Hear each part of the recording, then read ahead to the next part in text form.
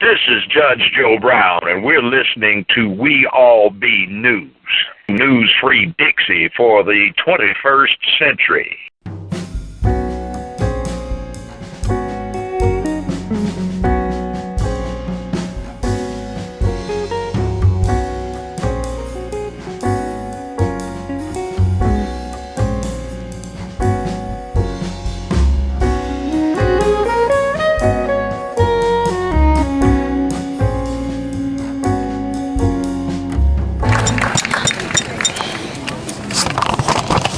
All right.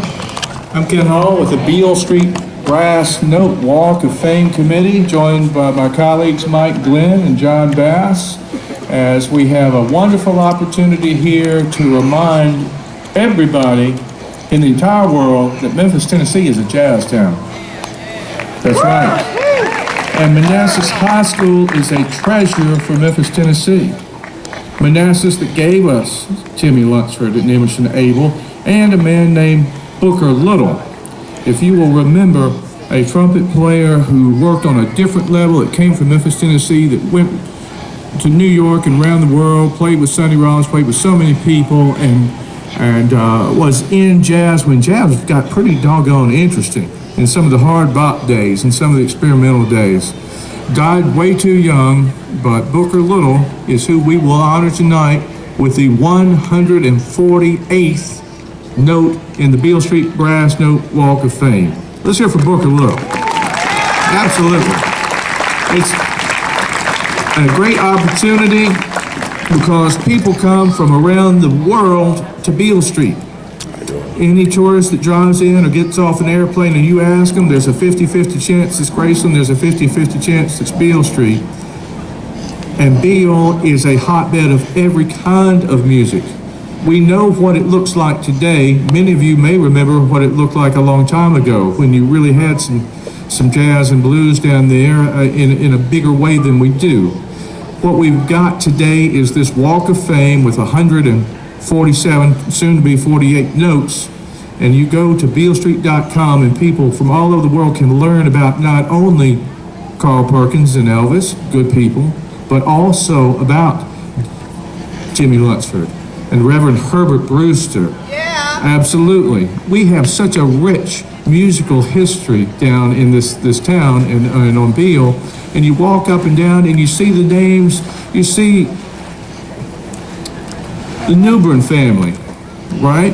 We need to celebrate jazz, we need to celebrate blues, we need to celebrate all of it. And this Walk of Fame and the website that gives the biographies is a good way to do that. John Bass is around here somewhere, and John Bass is another treasure because he connects so much of the music from the past to the history with performances like tonight. I really appreciate what you did with the Rhodes Band tonight, hearing some Jimmy Lunsford live. I don't get to hear it enough. And we'd love to have John to say a word about Booker. Thank you, Ken. It really is an honor to be here as a part of this ceremony. One of the things that was important when Mike Curb gave the gift to the college to endow the program was to research some of these under-researched and underappreciated aspects of Memphis music. And they put a jazz musician in charge of the Curb Institute. So I said, well, I know some things that are under research and that we should celebrate some more. But it's been just a wonderful, wonderful work. The Curb Institute sponsored Charles Lloyd's Beale Street Brass Note a few years ago when he was in town. We were honored to be a part of that, and we're so honored to be a part of this. Booker Little was such an amazing musician who died the idea of what he did while he was alive and died at 23 is just astounding. But I think I'd like to welcome Charles Lloyd, who can talk about Booker Little much better than I can. So please welcome our guest Charles Lloyd to the stage to talk about Booker Little.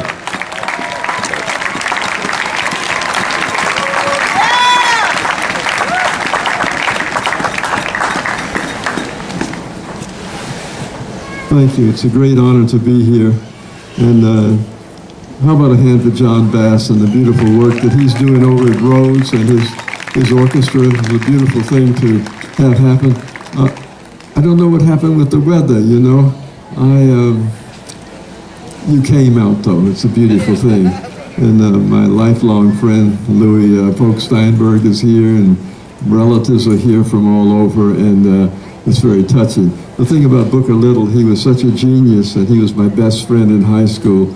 I went to Manassas from 52 through 56, and I graduated. He graduated a year before me, and when I matriculated to New York finally in 1960, there was Booker, and I stayed with him for 6 months, and he was a great mentor to me. And he actually was a realized soul. He knew what was going on with the universe and the nature of being here. And I'm so thrilled that a brass note will be happening for him. So that's a beautiful thing happening. And my first mentor here was Phineas Newborn Jr.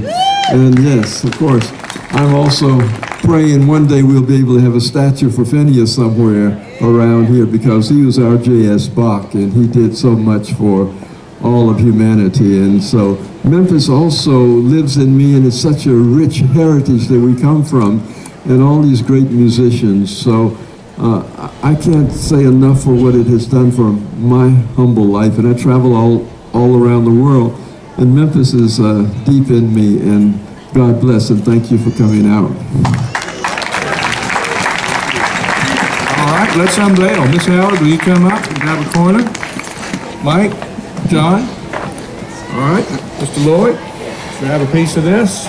1, 2, 3. Booker Little, ladies and gentlemen, 148th brass note. Thank you so much. Everybody that supports jazz in Memphis, Tennessee. Now we're going to get ready for a great show. Let's just get one picture of everybody, because that was in front of your face. So. Yeah, thanks. Perfect. All right, here we go. Ready? Come up next to the slide. Yeah, there we go. Good job. All right, 2, 3, great. All right, did everyone else get there? Okay. Thank you.